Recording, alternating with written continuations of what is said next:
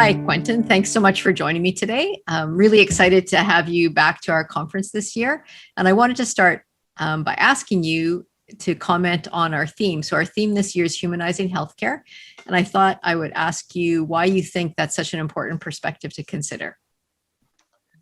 Yeah, well, it's nice to see you also, Nicole. I think it's such a timely theme, actually. I think I've been thinking a lot about humanizing healthcare recently, even with respect to the COVID pandemic, that people come into the hospital and they're afraid. And the people who come to see them in the hospital are a bunch of like hazmat suited, robots and astronauts that don't even look like people, and trying to extend or trying to form human connections, but also sort of extend compassion is made more difficult because of all of the PPE we have to wear.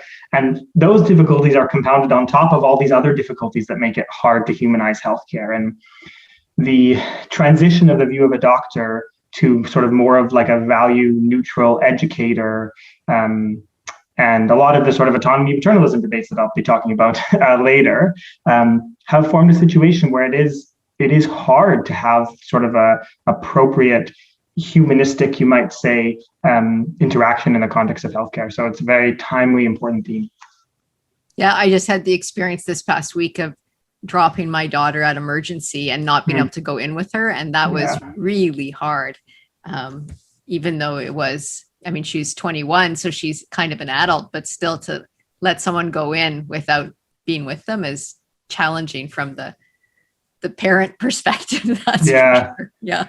Yeah, we see it especially with little kids. Like people talk all about, if you have a 4-year-old, you need to look in their ears, like all these sort of skills to, cajole them so you don't have to hold them down. But it's impossible when you're like come in and you're all wearing these so it's a thing. Yeah, no, interesting. So you're going to be speaking about patient autonomy kind of versus patient abandonment. Can you tell me a little bit about how you developed your interest in this area of medicine?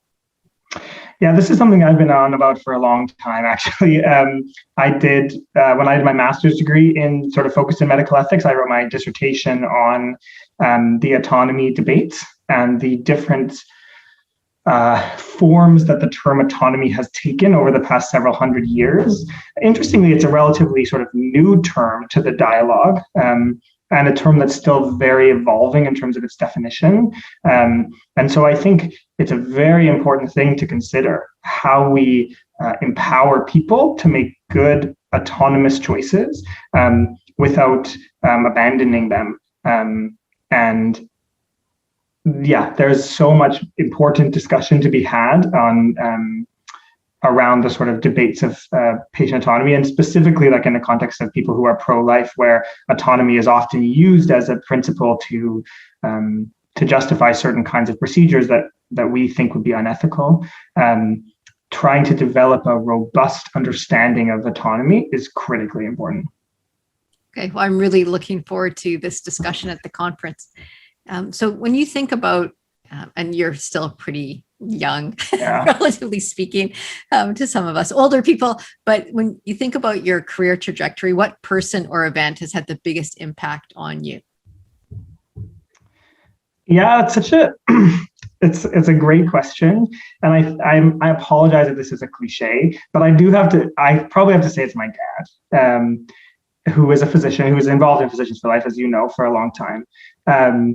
But who, like a big reason I became a physician is because I grew up in this home where like I had a parent who loved what he did and who like would come home and would be excited about all the things he saw that day. But even like going out into the community and, patients would come up to him and chat to him and ask him questions, and got this sense of someone who was really, who really loved what they did and made a difference, but also a person who walked with integrity and in the context of an environment that was challenging, like being an obstetrician and gynecologist, like throughout many of the, debates within that specialty in the latter half of the 20th century, walking with hope and integrity and courage.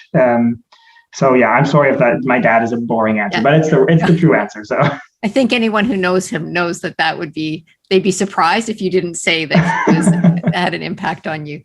So finally, just wrapping up, what is your favorite book and why? And we're going to be giving away this book during your talk at the conference, so choose carefully. Yes, well, I'm going to choose The Brothers Karamazov by Fyodor Dostoevsky. I have a son who's almost 2 now, and the main character of The Brothers Karamazov is named Alyosha. And to show you how much I love this book, my son Rowan, his middle name, or one of his middle names, is Alyosha, which he's going to feel terrible that I gave him this weird middle name his whole life, but that is how much I love this book. So it is a long philosophical novel. It's very fun. The characters are amazing.